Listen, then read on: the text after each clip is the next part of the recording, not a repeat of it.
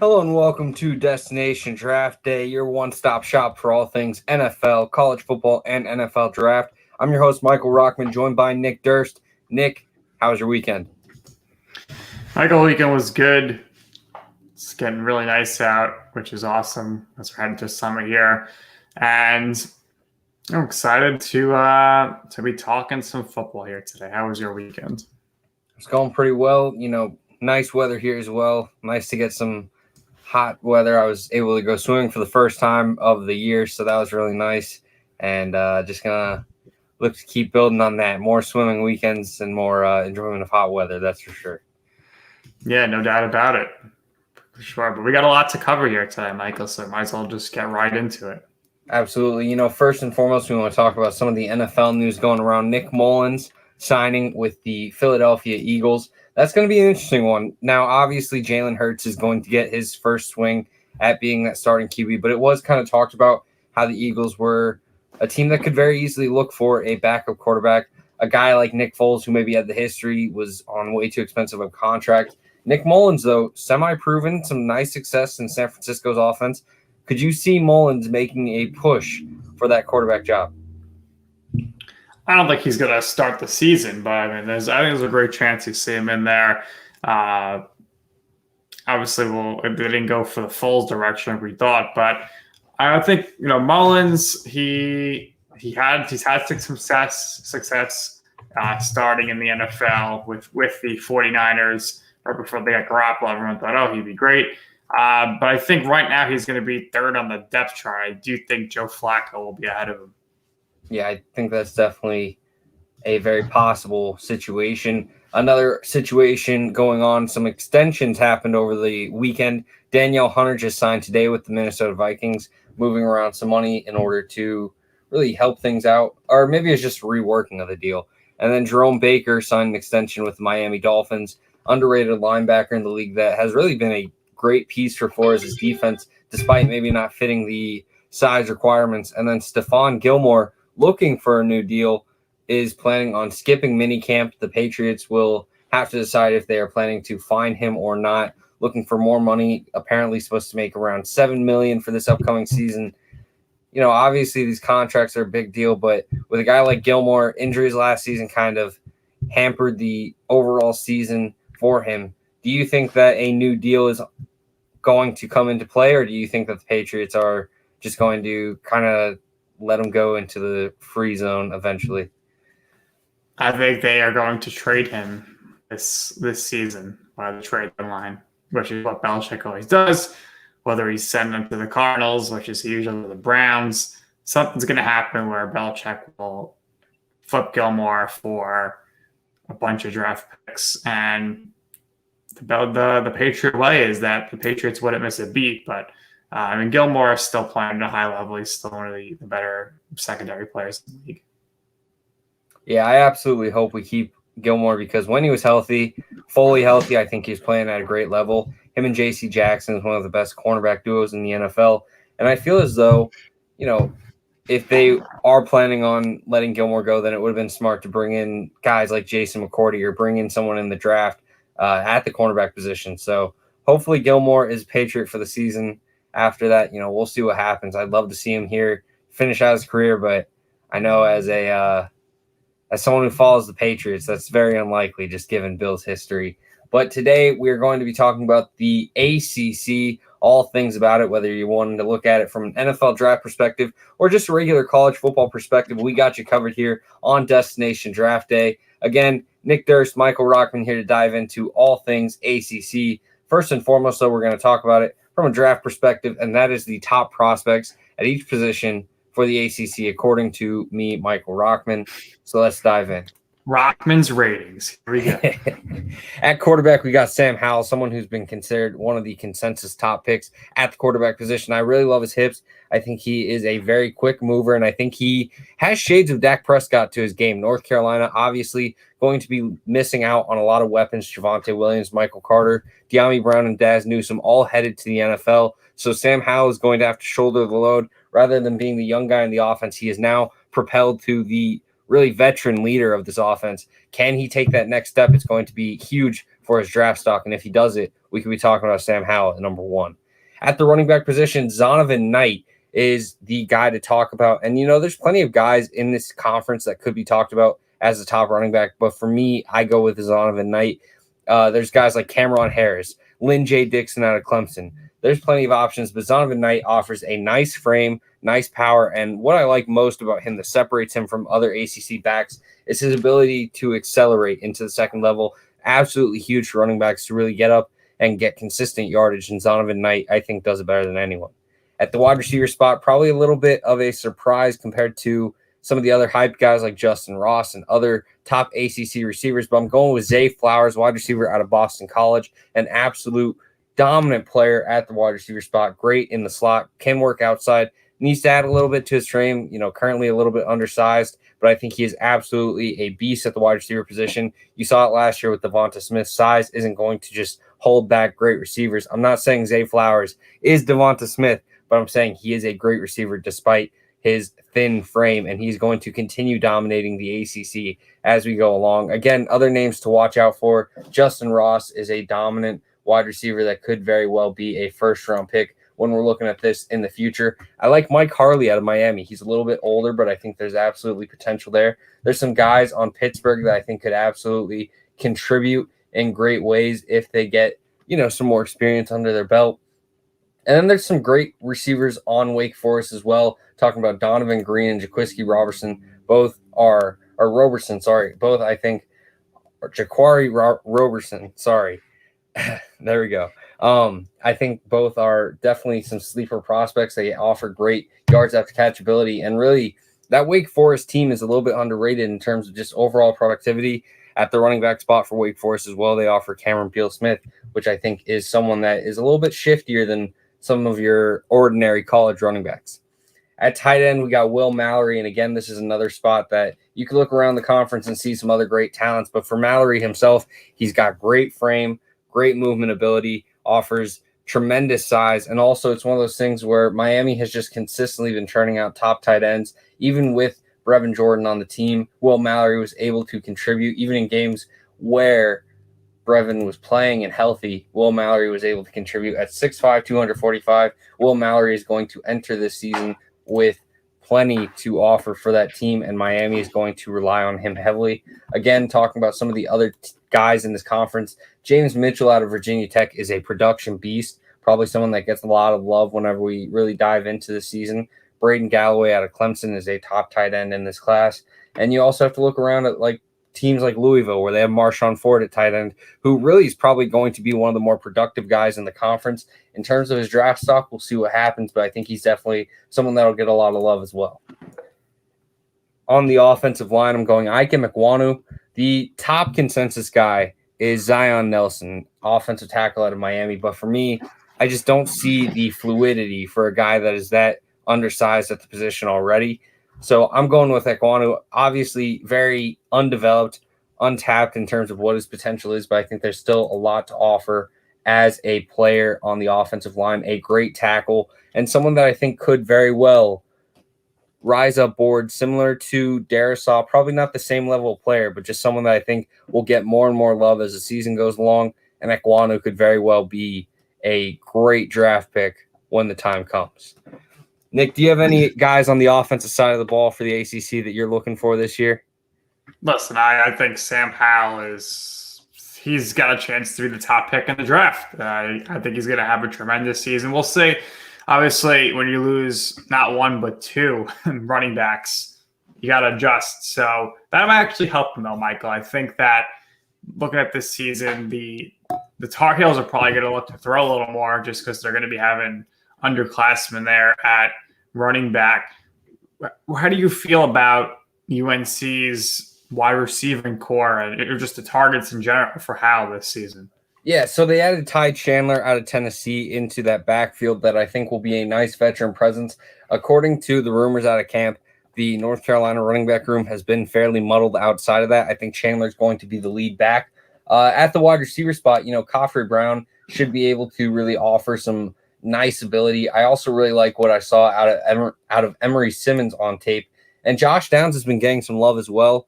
it's young receivers. So obviously, if they find success, Sam Howell is going to be a big part of that and is going to have to really shoulder the load in terms of leadership on this offense. But I do like that the offensive line has gotten a lot more in terms of experience because a lot of them are returning for another season as starting QBs or starting linemen, sorry.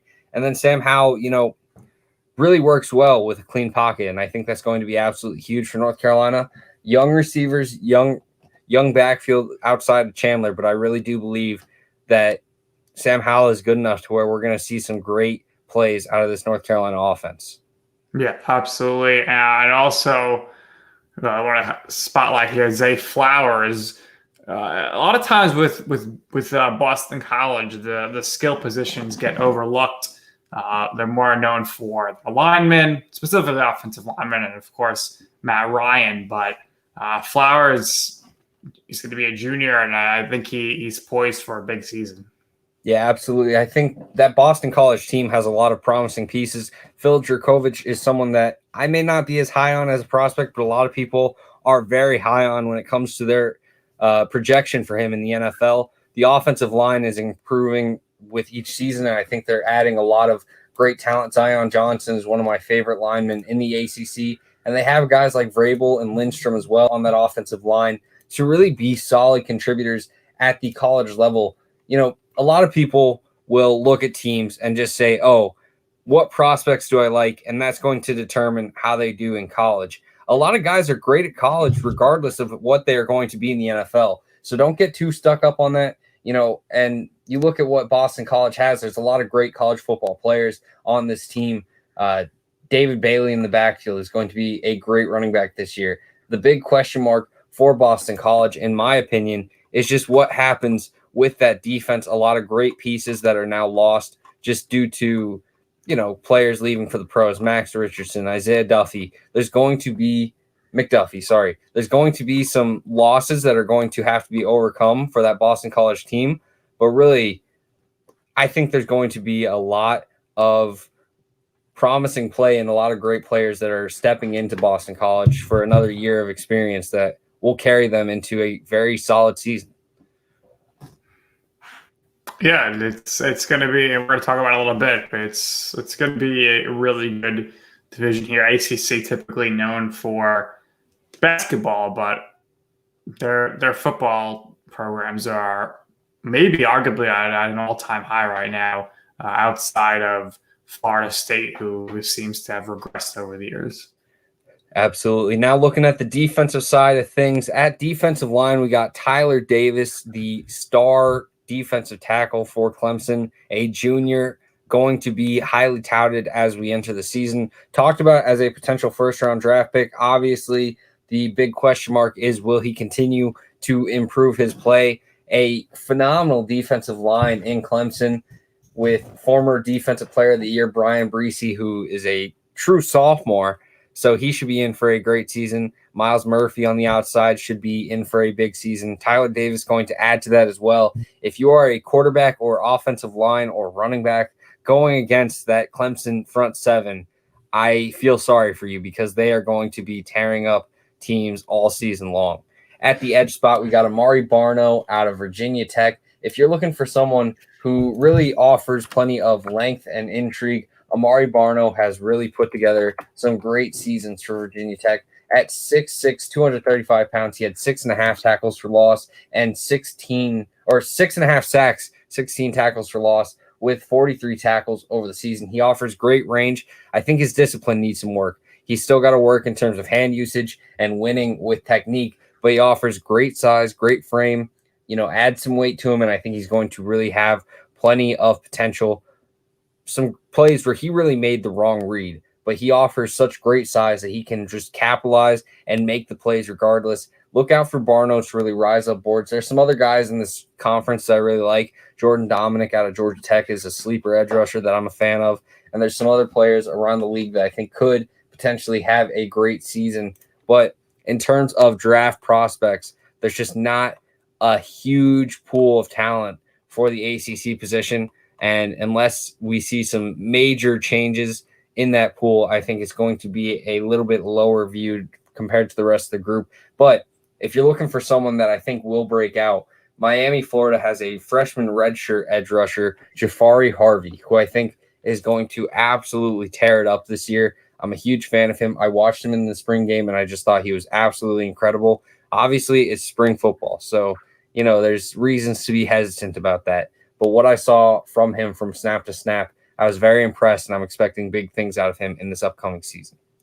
At the linebacker spot, look out for Peyton Wilson out of North Carolina State. And really, if you're talking about North Carolina State, you can throw in Isaiah Moore as well. Both very talented linebackers, one of the better linebacker duos in the ACC. If you're looking for guys that are really going to contribute at a high level, North Carolina State does it better than anyone. And, Peyton Wilson is someone that I think has great range, great size, about 6'4", really offers so much as a prospect. Still needs to get more disciplined as well. Talked about that with Barno. I think Wilson very much is similar, but 11.5 tackles for loss, 108 tackles over the season in 10 games, 2 interceptions, a pass deflection, 3.5 sacks. This guy does it all. He fills the stat sheet for a reason. He's a great player, and I think he's someone that you're looking at as a day 2 linebacker that could be a great piece to add into any defensive room across the NFL. At the cornerback spot, we're talking about Andrew Booth out of Clemson. You're looking at someone who really has had limited snaps, but still very much capitalizes on it. 2 interceptions, 4 pass deflections. Talking with anyone that watches Clemson, they seem to come away very impressed with Booth. I'm a big fan as well. I think this is going to be a huge season for him as he's going to get more snaps with Darion Kendrick transferring out to Georgia. The opportunity is wide open for Booth to really step up and make himself the solidified cornerback 1 of this draft class. Don't be surprised if he does it, because this guy is absolutely phenomenal. 6 foot, 195 pounds, and makes plays with ease, very fluid with his hips, moves around really well, and I like his footwork. I think he's going to be a very strong contention for one of the top corners in this class. And at the safety spot, Bubba Bolden out of Miami, Florida, is going to be someone that really enters the season with plenty of hype. I think he's a very smart player with nice range, works downhill very well. I don't think he's going to be a first rounder like a lot of people have seemed to mock for him, but I think he's going to be a day 2, day 3 pick that is definitely a very solid contributor and a good get for whatever team gets him. He works well. He has nice size. Over the course of Miami's season, he was absolutely huge for their defensive success. Obviously there's games that weren't so shiny for Miami, especially that North Carolina game where they gave up as many yards as you could really blink. But 6.5 tackles for loss and a sack, 1 interception and 3 pass deflections, 4 forced fumbles last season. That just shows how big of a hitter Bubba Bolden is. And if you're looking at Miami for a team that really returns a lot of senior talent, Bubba Bolden is going to be a key piece for that defense. Michael, some really talented players here. And before we get to the positives here, obviously Peyton Wilson is a very good linebacker here. He was, I guess, his sophomore year of school, his freshman year. He was arrested for public intoxication. Something like that, when you're looking back 2 years now, or 3 years in his case, he's a senior. What kind of red flags do you think that raises in the draft room? Does he definitely get questioned on that when he meets with teams? Or is it that at this point it's years later, maybe they say, all right, we forgive him, and we're just going to go straight off the talent here? Oh, teams are going to drill him about it, and I think that's absolutely necessary to the process.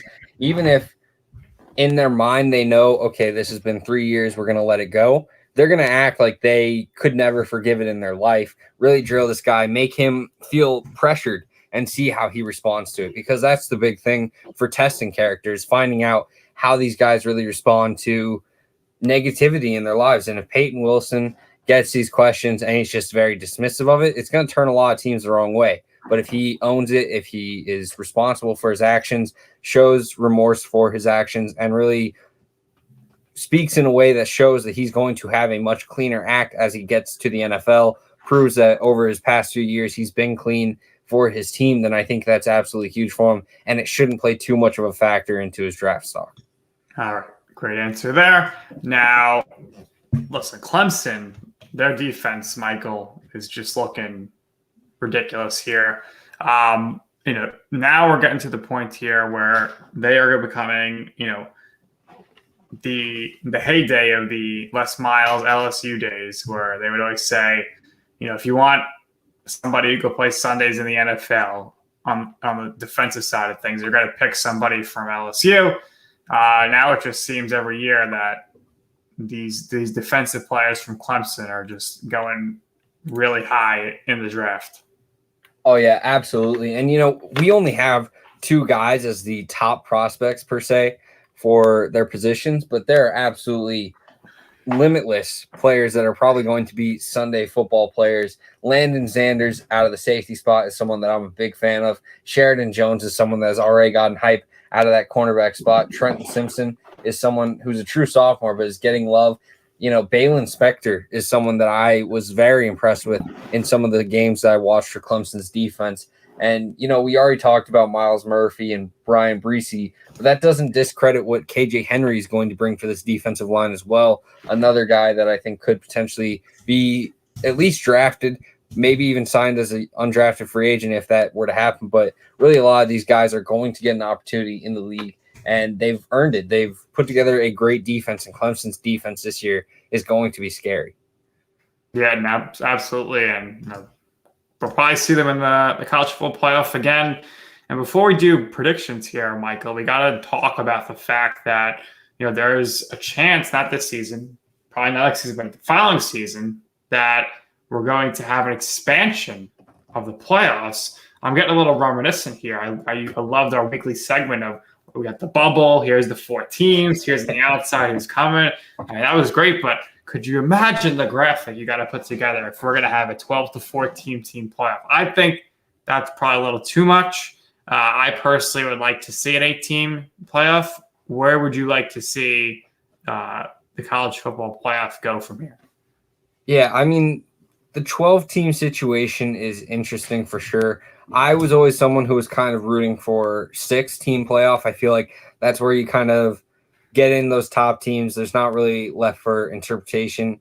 But obviously, no matter what you have, there's going to be people that are upset for being left out. With the 12-team situation, I am interested in seeing that, mostly because it gives the G5 an opportunity to really get into the playoff and show their case and really prove themselves as a talented team, whether they are legit or not. A lot of these teams will go undefeated in the G5, and then maybe they win their bowl game and that's it, and they're just undefeated with no chance to prove it. You're talking about, teams like Central Florida, teams like Houston, who just put together these great years but didn't have a chance to really show themselves in the college football playoff, and in turn, they just were always kind of left with a question mark. So now, with this opportunity at hand with the college football playoff, I think it's great in terms of we get to see the G5. We get to see some of these teams that maybe lost a game early in the season and then got hot, and now we get to see if those teams were legit or if it was just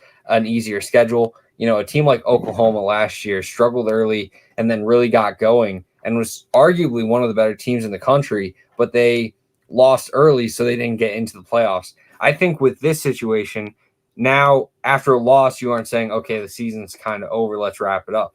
You're now saying, okay, we've still very much are in the playoff picture. We just need to really step up our play.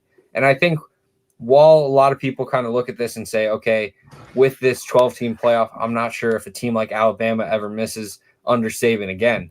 Yeah, but at the same time, you're looking at some of these teams are now going to be playing full out 100%, 110% for the rest of the season with one loss compared to, some of these teams that one loss and that was pretty much done for them for the playoff picture.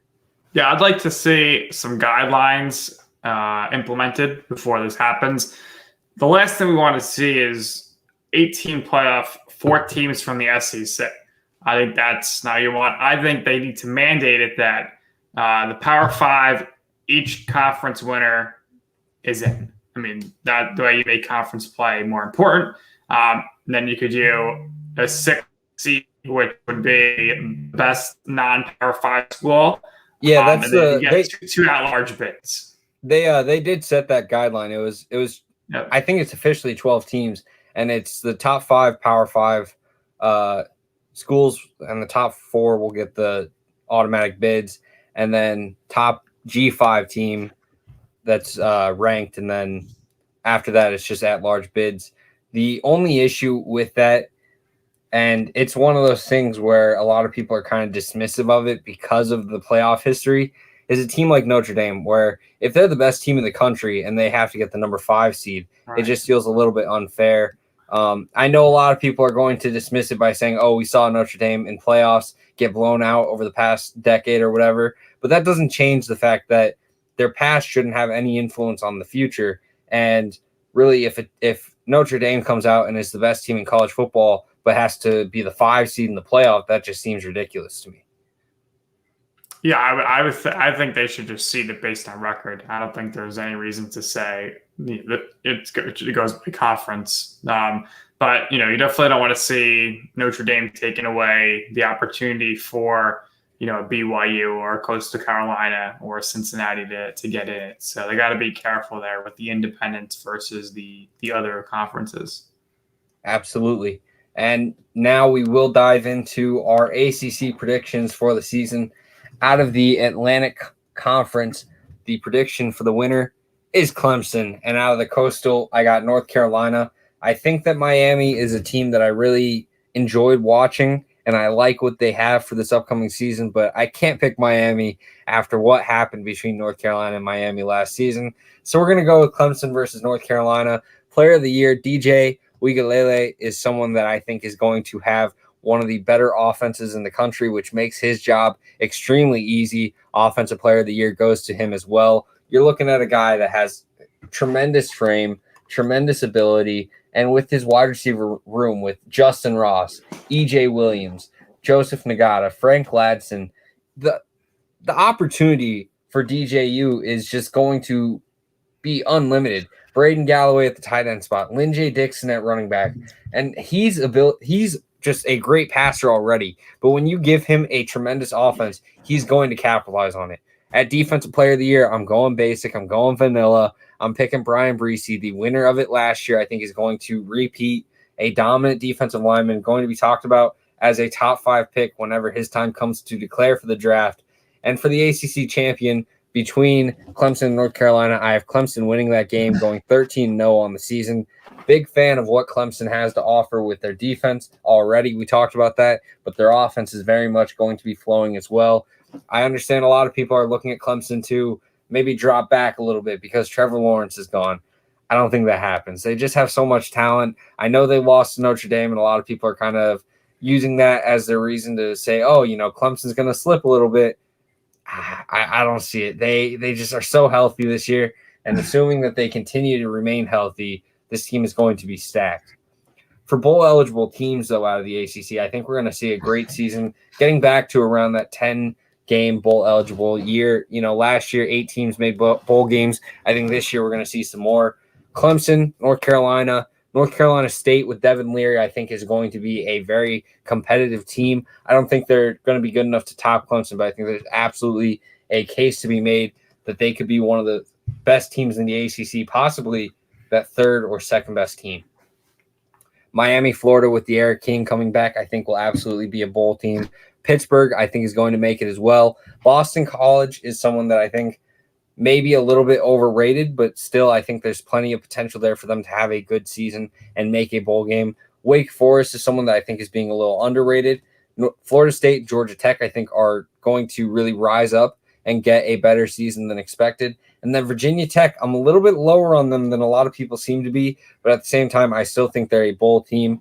Big question mark is what's going to happen at that quarterback position. Braxton Burmeister seems to be the consensus favorite to start at that job, but still some big question marks surrounding that roster with a lot of talent leaving out the door. We'll see what happens, though.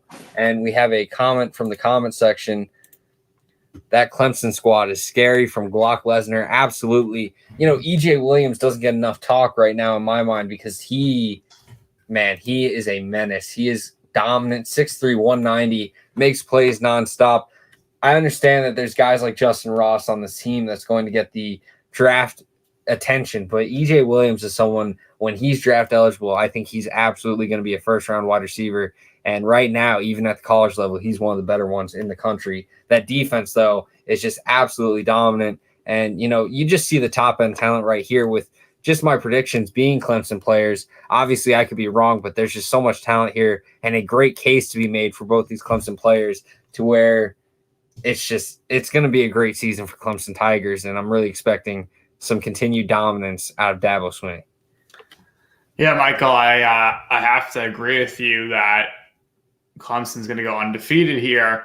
I mean, they're just head and shoulders better than everybody else. Now, I'm also in agreement that North Carolina is going to be playing in the championship game here, but it's going to be a really big game when they're taking on the Hurricanes because North Carolina is playing Notre Dame here.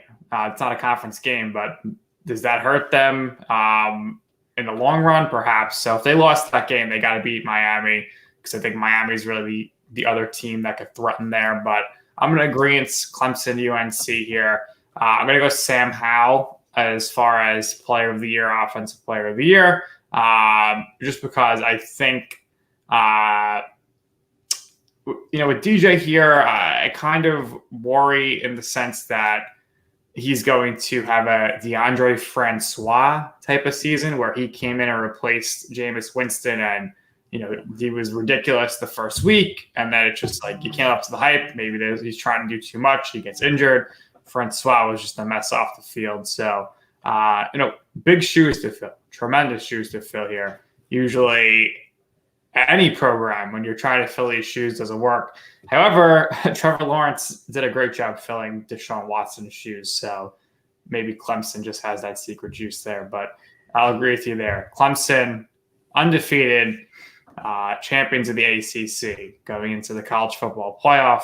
And let's hope we don't see Clemson versus Alabama again this year because I'm sick of it.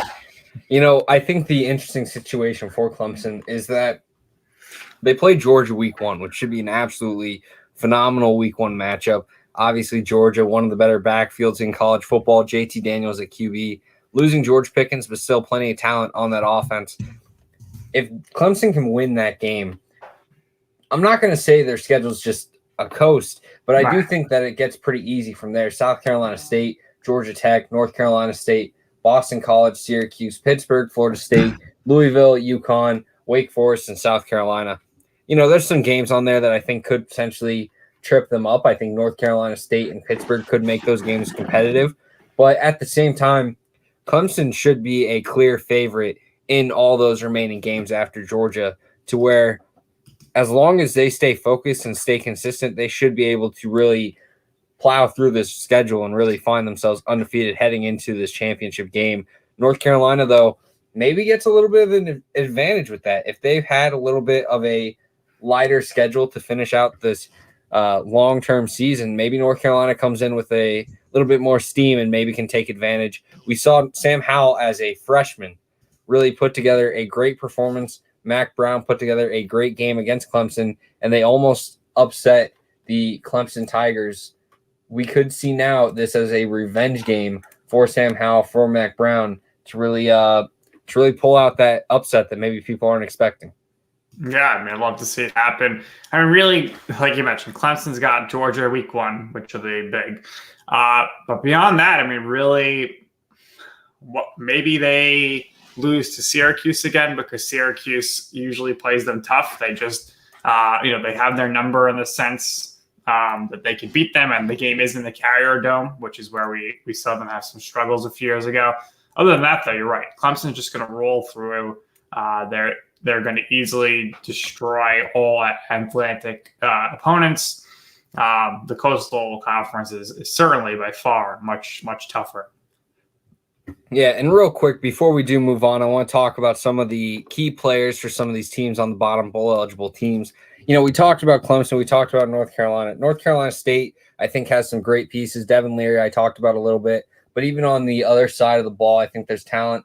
Corey Durden stepping in at the defensive line spot should be a nice fill in for Alan McNeil, who's someone is going to be greatly missed for North Carolina State.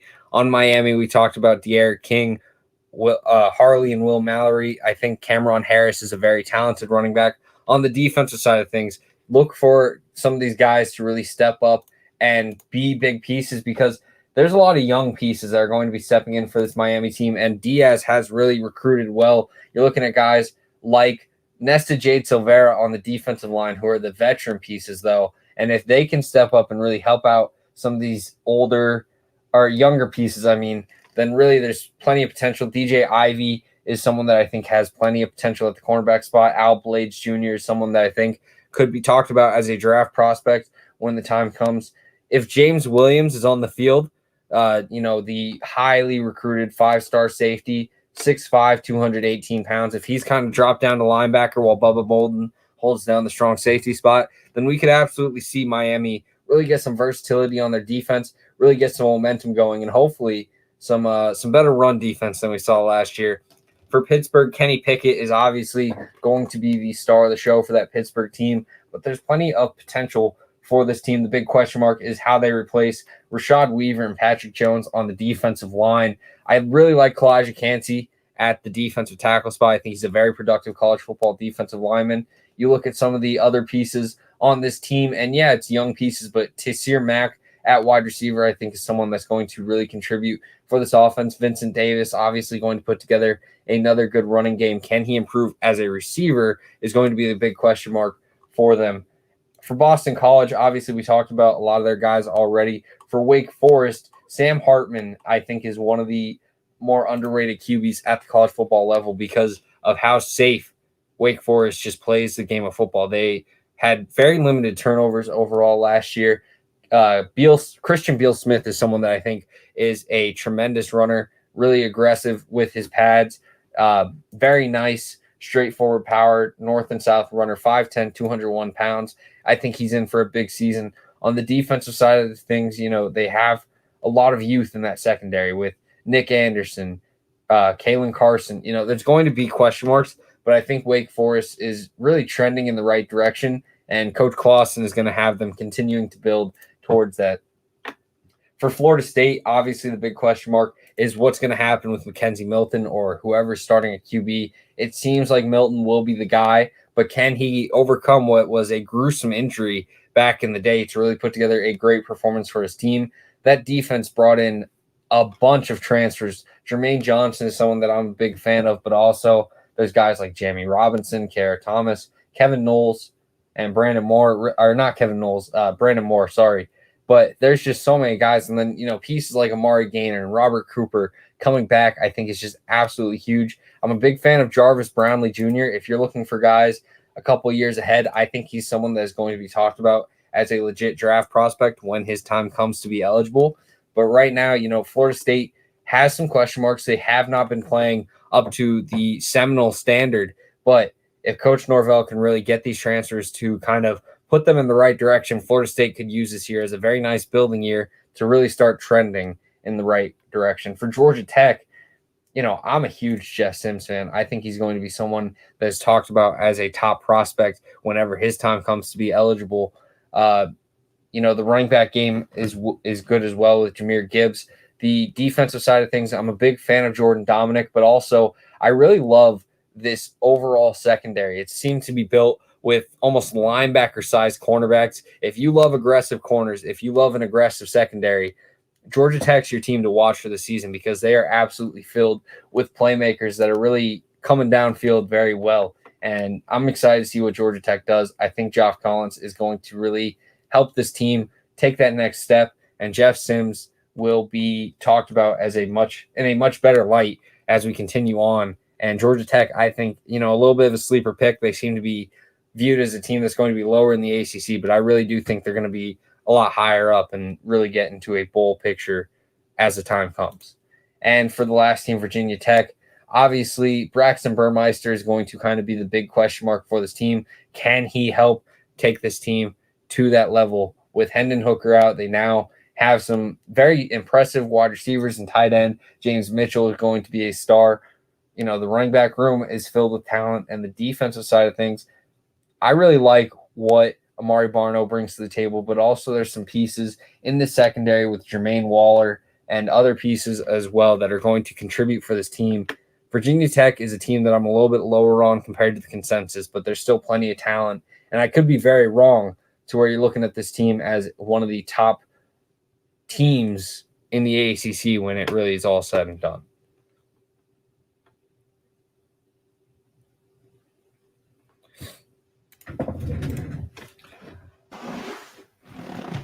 So for the ACC, there's going to be plenty of injury as we head into the season. Plenty of teams that really are looking to build in the right direction. While there were some great teams out of the ACC last year, it was a bit of a down year for some of the middling teams. A lot of teams really ended the season with a losing record, and that's not what you want to see out of the ACC. But there is plenty of talent this year. If you're keeping an eye on it, we'll be here to talk about it here on Destination Draft Day.